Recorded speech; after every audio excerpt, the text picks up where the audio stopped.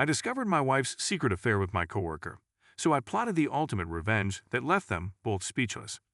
The moment I saw them together in my own living room, something inside me broke. My wife Elisa and James Harrington, the rising star at my investment firm, and her ex-boyfriend, locked in an embrace that shattered 5 years of marriage in an instant. I had come home early to prepare our anniversary dinner, only to discover the ultimate betrayal. Most men would have erupted in rage, shouted, made a scene. Not me. Adrian Chen, senior quantitative analyst, approached betrayal the same way I approached financial models, with meticulous precision and cold calculation.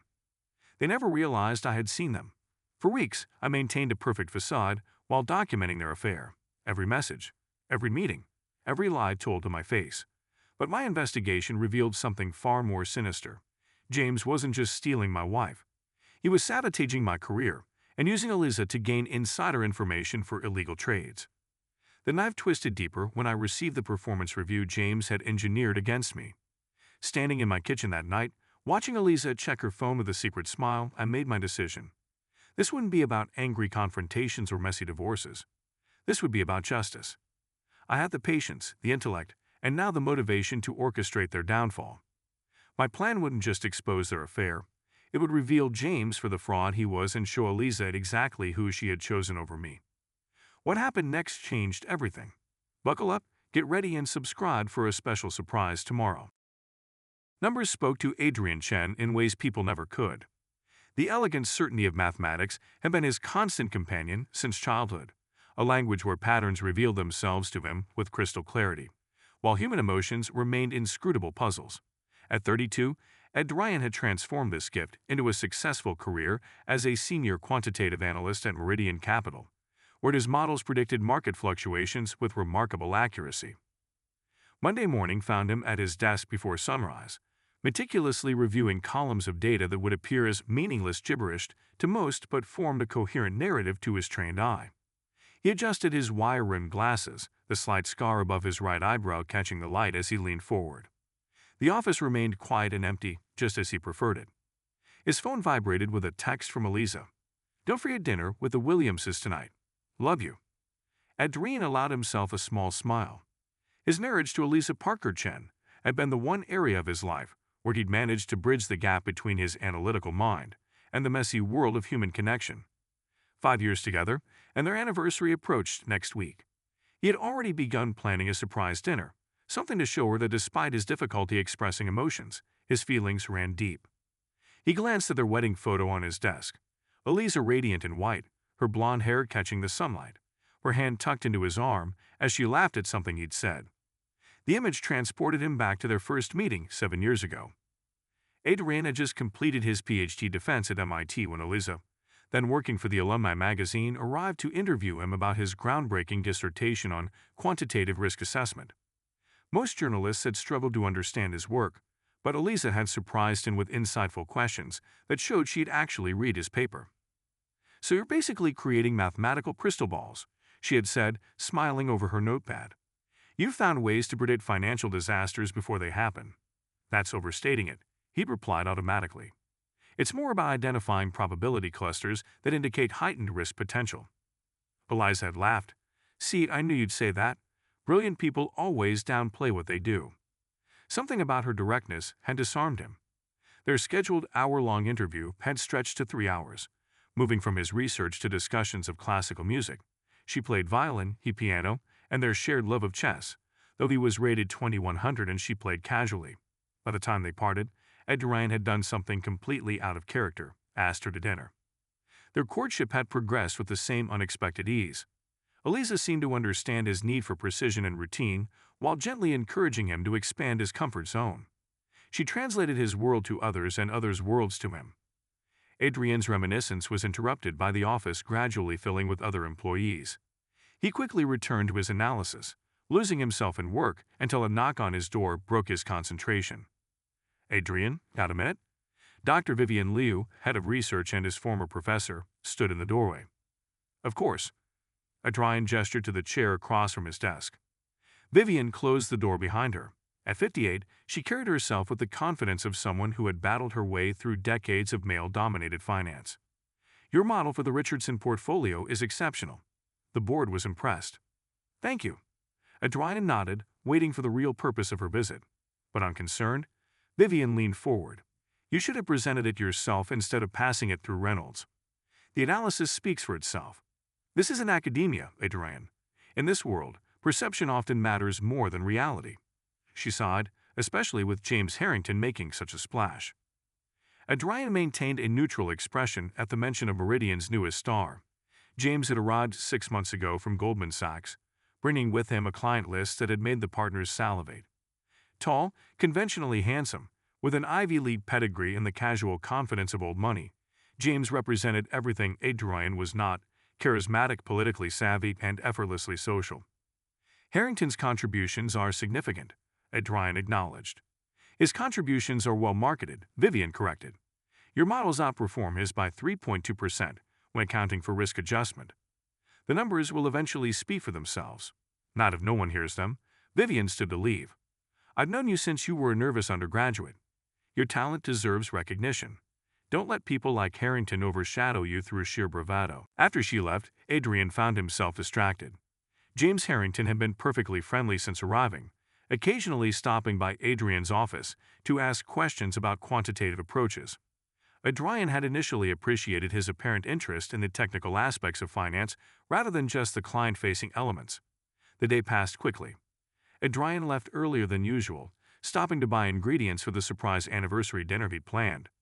Eliza thought he was working late, which would make his early arrival home all the more unexpected. 5 years of marriage deserved something special.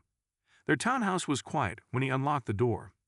Adrian placed his grocery bags on the kitchen counter, noticing Eliza's keys in the bowl by the entryway.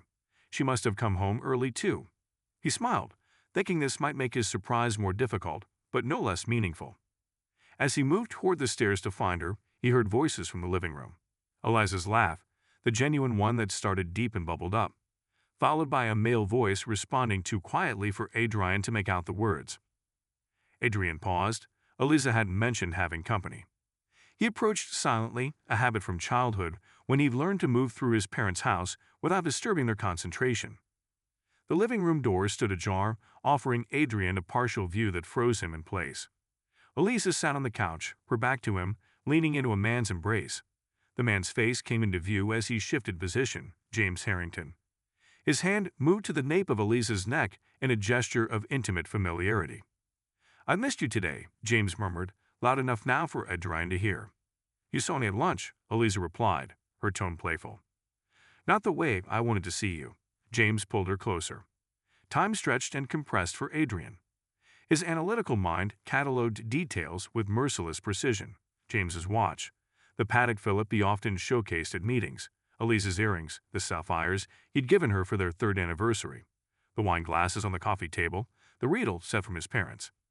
Every neuron in Adrian's brain screamed for him to confront them, to demand explanations, to unleash the rage building inside him. Yet something deeper, perhaps self-preservation, perhaps his lifelong instinct to observe before acting, held him back. With the same silent care he had used to approach, Adrian retreated. He gathered his keys from the bowl, picked up his grocery bags, and slipped out the front door, closing it with exquisite gentleness. Sitting in his car, hands gripping the steering wheel, Adrian's breath came in short, controlled bursts. The full impact hadn't hit him yet. His mind was still processing, categorizing, analyzing. But beneath the analytical facade, something fundamental had shattered. His phone buzzed with a text from Eliza. "Working late tonight? Don't wait up. Love you." Adrian stared at the message, the casual lie landing like a physical blow. For the first time in his life, he understood what people meant when they described feeling numb with shock. He started the car and drove without any clear destination, his mind already beginning to sort through options and scenarios. The perfect life he had believed in had unraveled in an instant. But unlike the financial models he built daily, Adrian couldn't simply recalculate with new variables. This would require a different kind of analysis altogether, one that accounted for betrayal, deception, and the cold reality that the two people he saw daily had been living a lie at his expense. Rather than explosive confrontation, Adrian made his first critical decision of this new reality. He would retreat, observe, and plan. If his wife and colleague wanted to play games, they would soon learn they were facing a grandmaster. Adrian found himself in Marcus Wong's apartment, staring blankly at the chessboard between them. 3 hours had passed since witnessing James and Eliza together, and he had driven aimlessly before calling the one person he trusted completely. "Your knight is hanging," Marcus pointed out gently, studying his friend's face rather than the board. Adrian glanced down, noticing the obvious tactical error he would never normally make. He moved the piece to safety mechanically. "Are you going to tell me what's wrong, or are we pretending this is just an impromptu chess night?" Marcus asked, leaning back in his chair.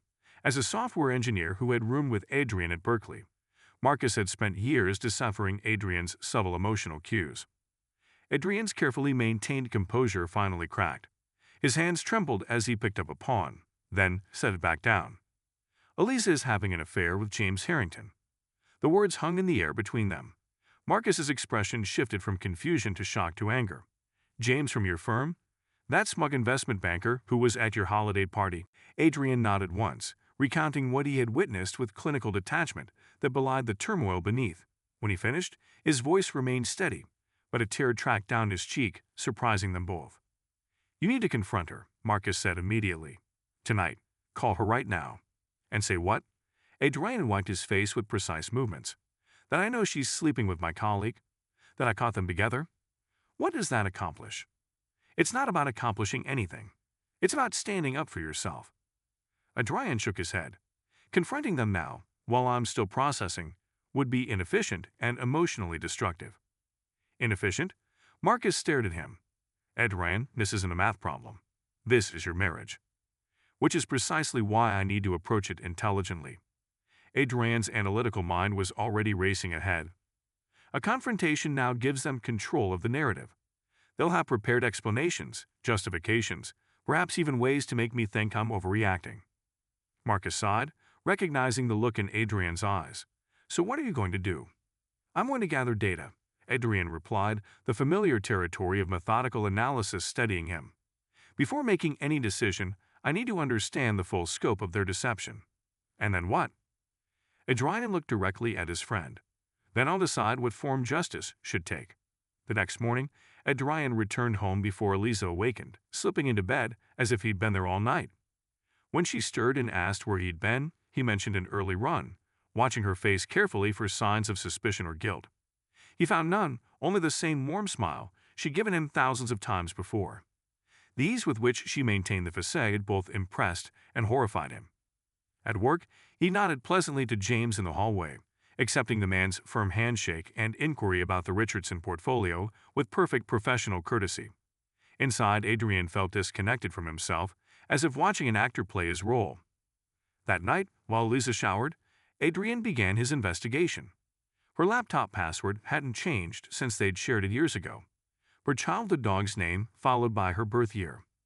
Within minutes, he discovered hundreds of messages between her and James dating back 6 months. The initial exchanges appeared innocuous, a LinkedIn connection, followed by casual professional correspondence. Then came coffee to discuss potential collaboration between their departments. Adrian read with growing coldness as the messages became increasingly personal, then intimate, then explicit.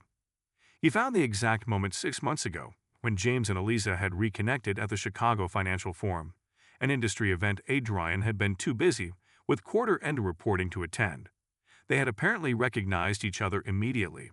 Eliza had dated James briefly in college before meeting Adrian.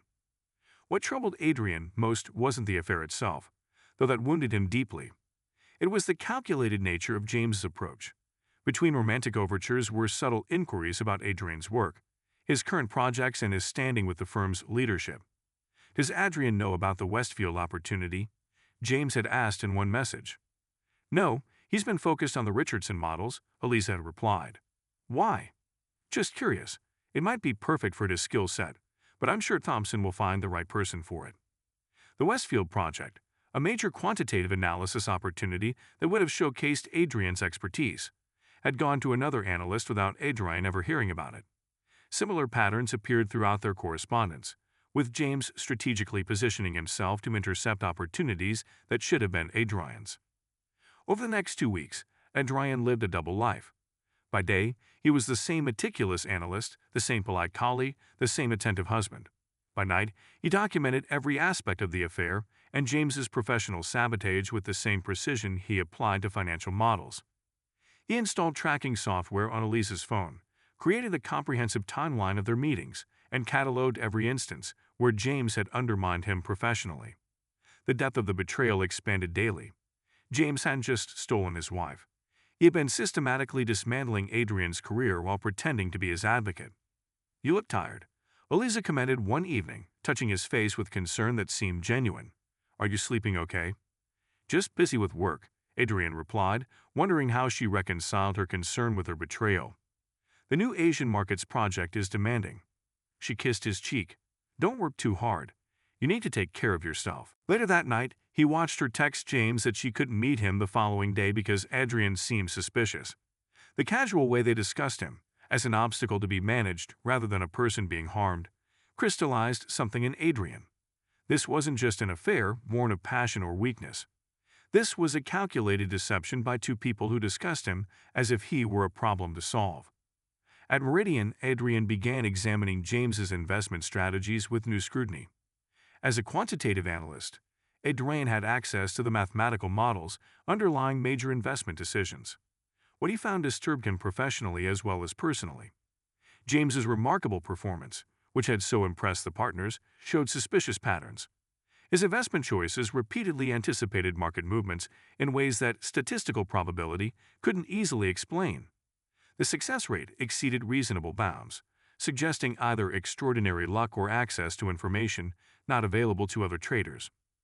Adrian cross-referenced the timing of James's most successful trades with Elisa's client meetings at her marketing firm, which handled several publicly traded companies.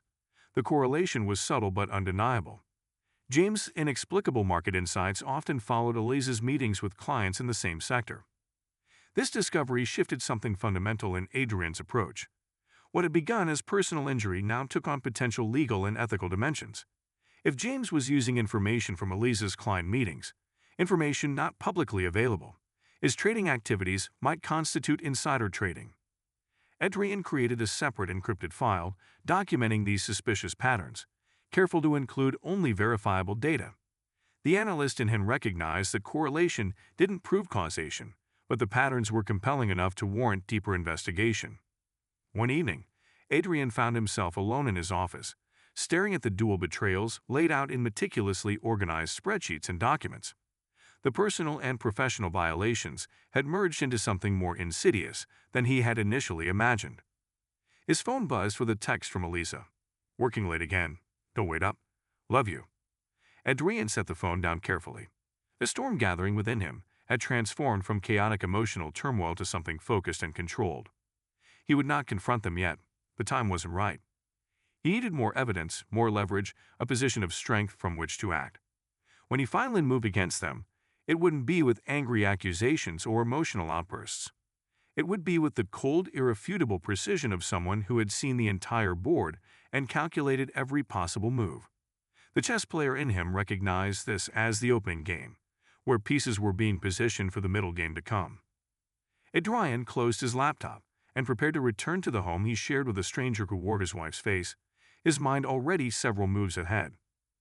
Adrian had developed a hypothesis about James's suspicious trading patterns, but confirmation required more concrete evidence. The opportunity came when Elisa mentioned her firm was handling the rebranding for Northstar Pharmaceuticals, a mid-sized company with an upcoming drug approval announcement. Adrian made note of the name without showing particular interest. 3 days later, he observed James making significant investments in Northstar, positions that made little sense based on public information. The stock had been underperforming, and analyst consensus predicted continued decline. Yet James confidently directed millions of client dollars into the company. When the FDA unexpectedly fast-tracked approval for Northstar's new diabetes medication the following week, their stock jumped 22%. James was hailed as visionary by the partners, who couldn't understand how he had anticipated the announcement that caught the rest of the market by surprise. Adrian knew. Elisa's marketing team had been preparing the announcement materials weeks in advance. The timing matched perfectly with when she and James had spent a weekend together, while Adrian attended a conference in Boston. The pattern repeated with uncanny regularity. Whenever Elisa's firm handled communications for publicly traded companies with market-moving announcements, James somehow positioned his client's investments perfectly in advance. Adrian documented each instance, building an airtight case that would be impossible to dismiss as coincidence. What troubled Adrian most was a discovery he made while reviewing text exchanges between Eliza and James. In messages to her friends, Eliza mentioned specific companies and campaigns with casual pride, describing the work her team was doing. In corresponding messages to James, she shared similar information, clearly not recognizing its value as market intelligence. So proud of the North Star campaign, she had texted James, finally getting the recognition they deserve for that breakthrough diabetes treatment. Official announcement next Tuesday, but we're already preparing the media blitz. James's response had been tellingly measured. That's fantastic, babe. You're so talented. Can't wait to see you tomorrow night. No mention of the investment opportunity her information presented. No acknowledgement that he would use this advance notice to make millions for the firm and substantial bonuses for himself. Just the calculated redirection back to their relationship. Adrian began to see a disturbing pattern in their interactions. James skillfully maneuvered conversations toward Eliza's work projects without explicitly asking for insider information. He made her feel valued and important while extracting profitable intelligence. Whether Eliza recognized that she was providing market-moving information remained unclear, but James certainly understood what he was receiving. In their personal exchanges, James repeatedly emphasized how unappreciated Eliza was by Adrian, how her husband couldn't possibly understand her the way he did. He positioned himself as her champion while subtly undermining her marriage. Classic manipulation techniques that Adrian recognized from behavioral finance studies on how con artists gain trust. The realization that Eliza might be as much James's victim as he was himself created an unexpected ethical dilemma for Adrian. If he exposed James's insider trading, Eliza could face serious legal consequences as the source of non-public information, even if she had shared it unwittingly. The SEC didn't look kindly on such violations, regardless of intent.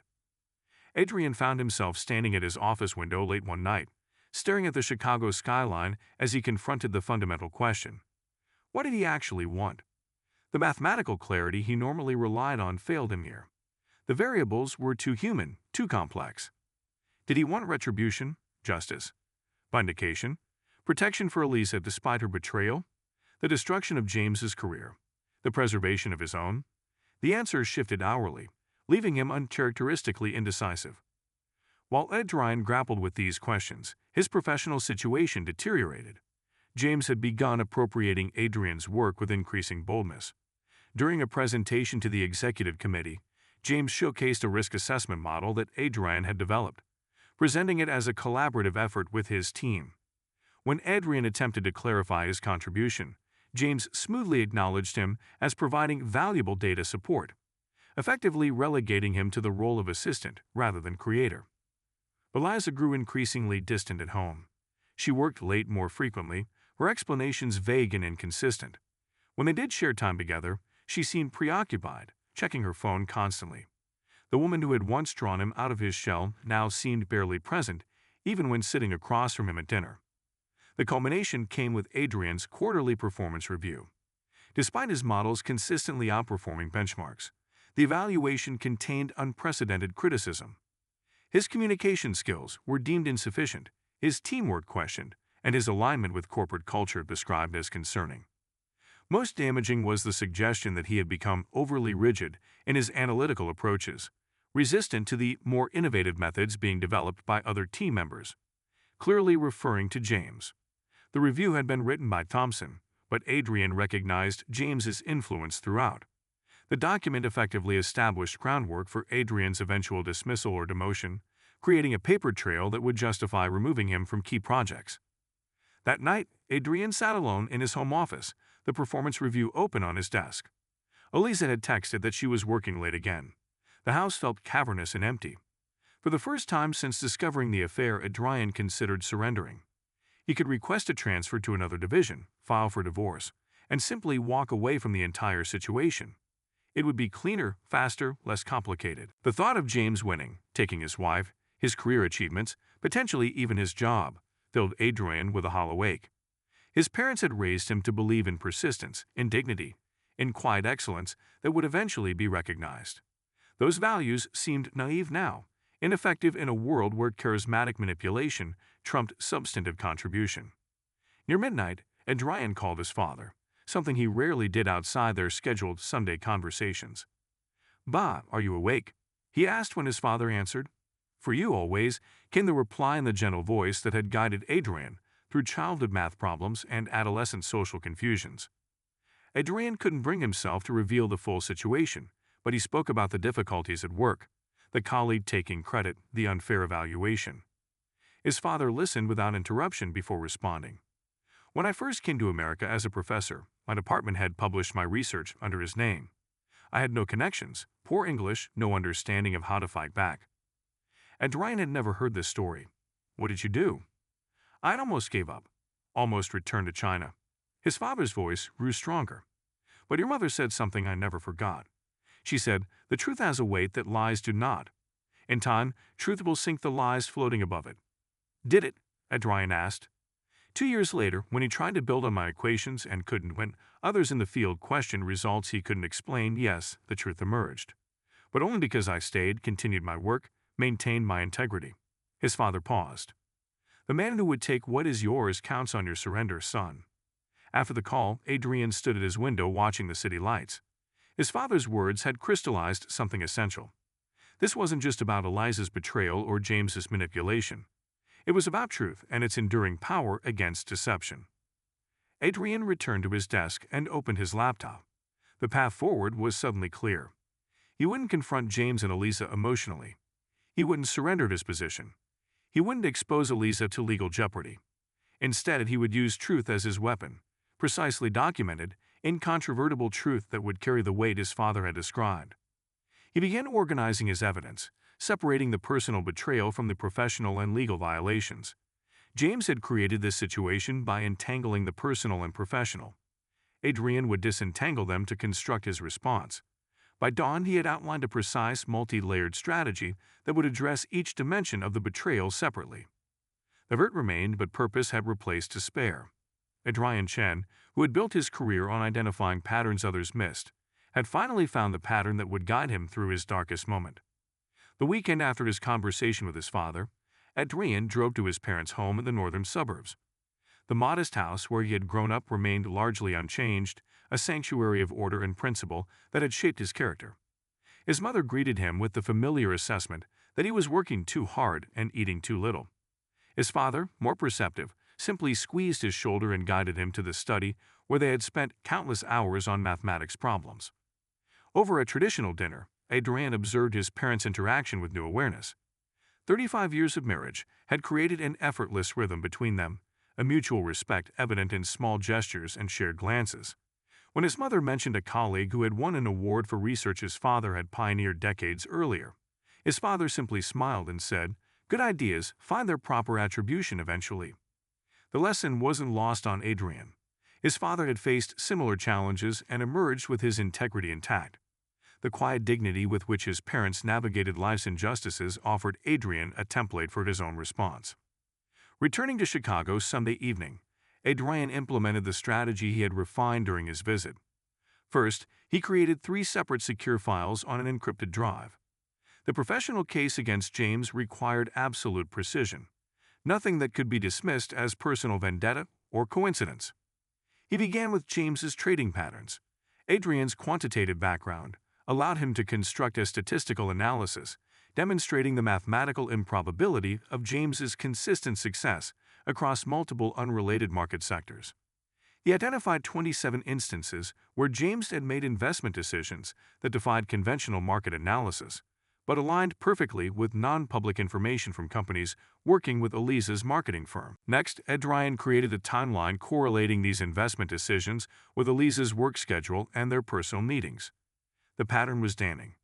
Within 48 hours of Eliza beginning work on market-sensitive announcements, James invariably adjusted his investment strategy to capitalize on information not yet available to the public. Adrian was careful to focus solely on the professional impropriety, eliminating any reference to the personal relationship that might undermine the objective nature of his evidence. The case would stand on its financial merits alone. Simultaneously, Adrian developed an enhanced version of the financial model James had appropriated. He incorporated additional variables, improved the predictive algorithms, and added visualization components that made the complex mathematics accessible to non-technical executives.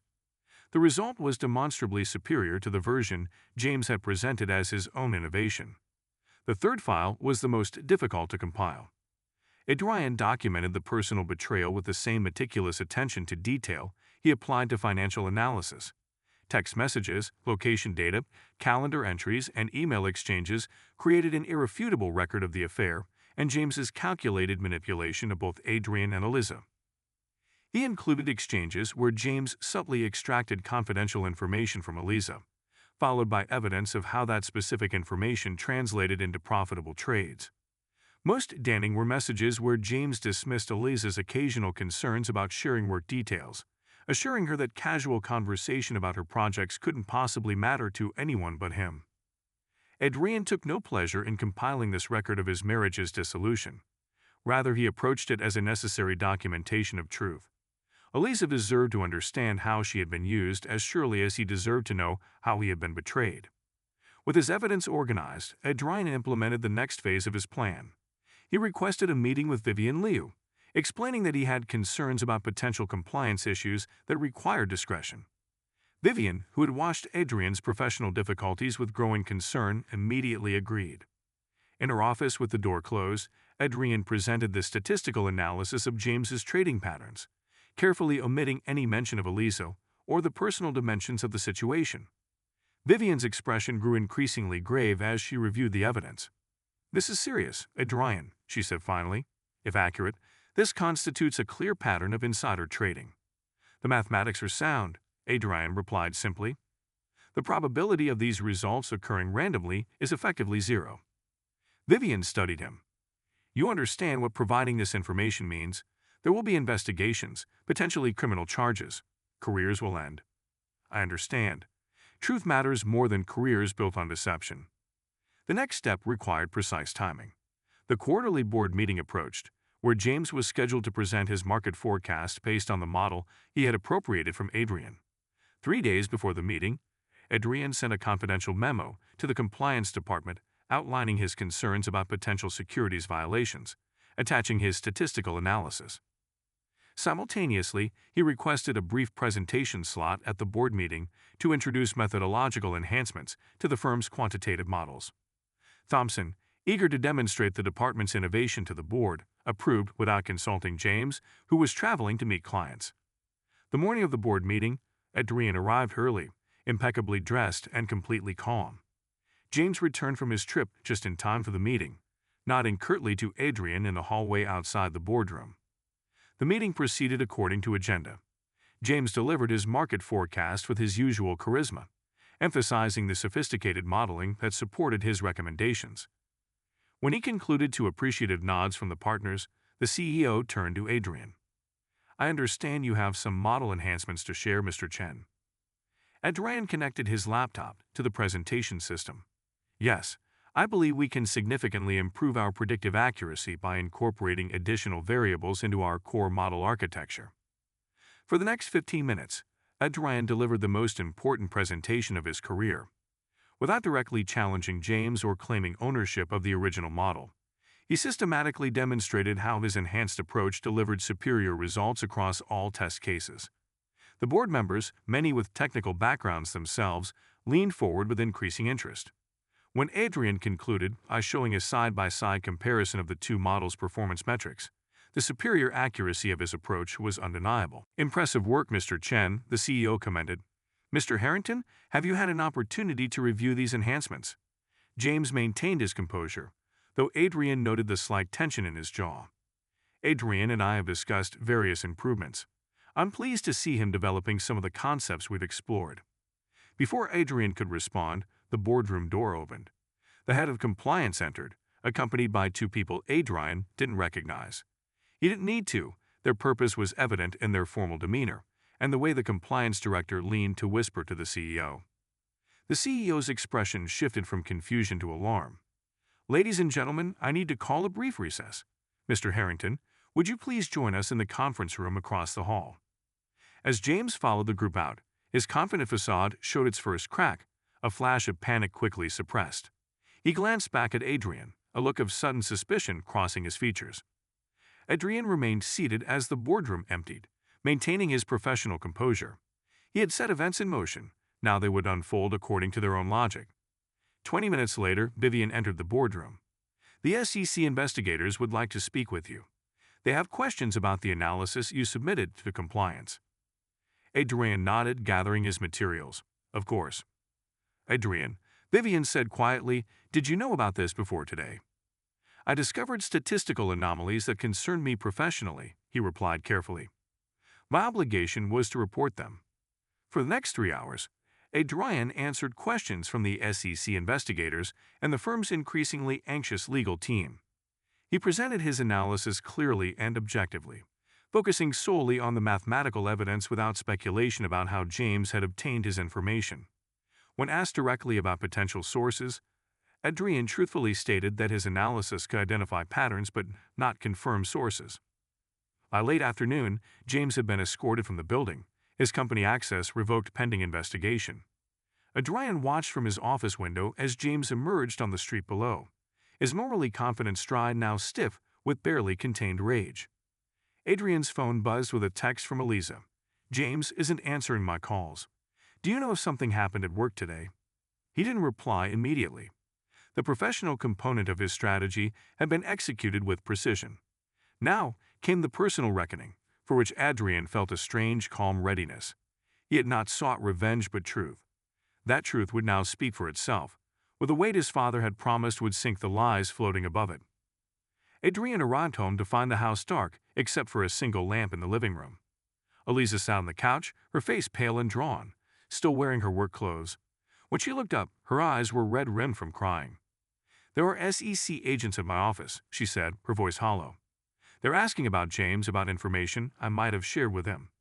They seized my work computer and phone. She stood, moving toward him. Adrian, what's happening? James isn't answering my calls, and my boss said something about insider trading investigations. Adrian set his briefcase down carefully. The moment he had methodically prepared for had arrived. James has been suspended pending an investigation into securities violations, specifically trading based on non-public information. But what does that have to do with me? Panic edged into her voice. You provided him with that information, Eliza. Adrian maintained a calm that surprised even himself. Information about your clients, about upcoming announcements, about market-moving events that gave him an illegal advantage.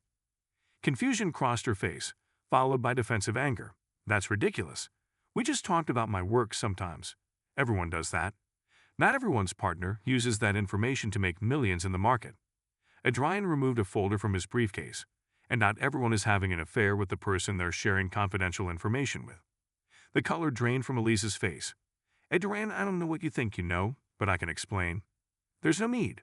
He placed the folder on the coffee table between them. I know everything. I've known for 2 months. Her shock was genuine, her mouth opening slightly as she struggled to process his words. 2 months, but you never said anything, never acted differently. I needed to understand the full extent of what was happening. Adrian gestured to the folder. That contains a selection of your text exchanges, meeting times, and how the information you shared translated directly into James's trading decisions. He wasn't just betraying me with you, Eliza. He was using you to betray your client's trust and violate securities law. Eliza sank back onto the couch, her hands trembling as she opened the folder. Page after page documented her relationship with James alongside evidence of how he had exploited her access to confidential information. Adrian had highlighted specific exchanges where she'd mentioned upcoming announcements or campaigns, followed by James's trading activities that capitalized on that exact information. I didn't know, she whispered. I never thought he was using what I told him for trading. We were just talking about our days, our work. He manipulated both of us, Adrian acknowledged. He undermined me professionally while extracting valuable information from you. The difference is that I was an obstacle to him, while you were an asset. Tears spilled down Eliza's cheeks. Adrian, I'm so sorry. I don't know how this happened. James made me feel special, appreciated in ways I hadn't felt in years. Our marriage had become so routine, so predictable. That doesn't justify betrayal. Adrian's voice remained measured despite the pain her words caused. You had choices, Eliza. You could have talked to me about your dissatisfaction. You could have suggested counseling.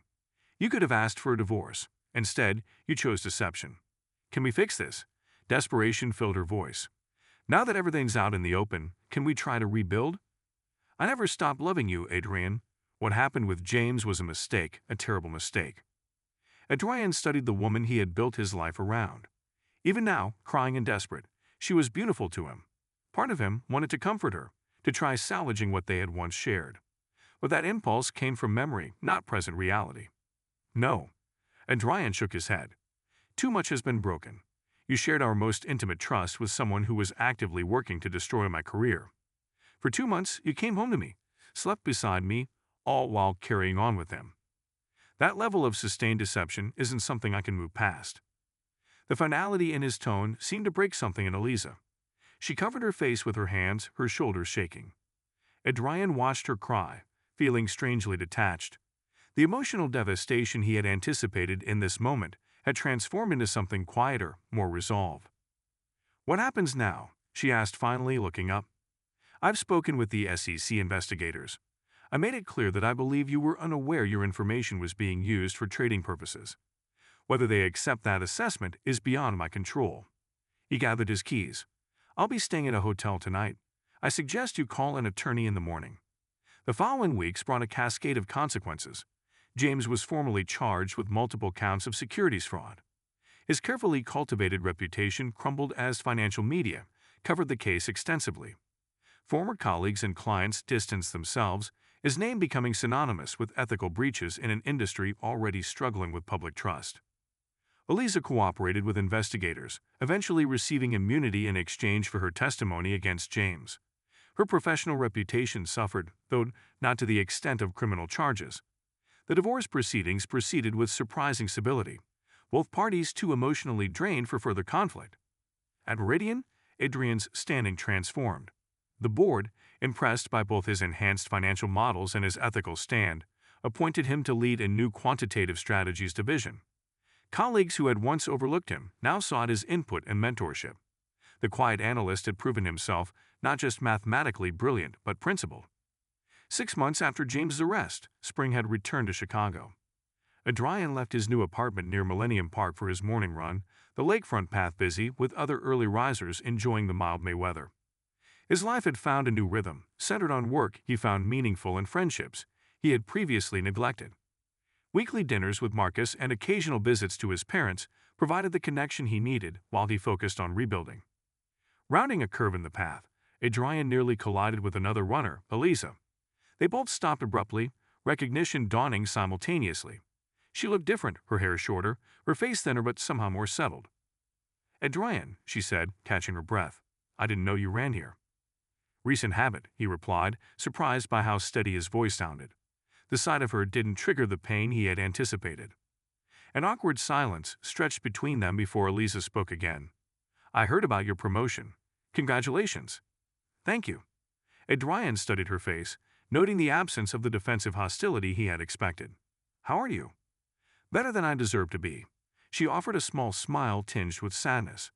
The marketing agency in Boston took a chance on me despite everything. I moved last month. Boston is a good city. You'll like it there.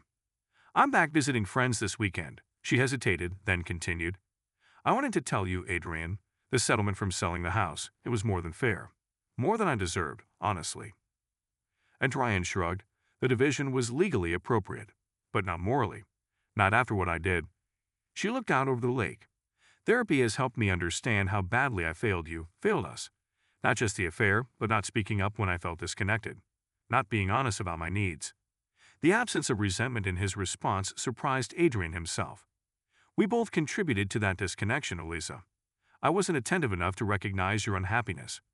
That doesn't excuse my choices. No, it doesn't, Adrian agreed. But understanding causality helps prevent recurring patterns.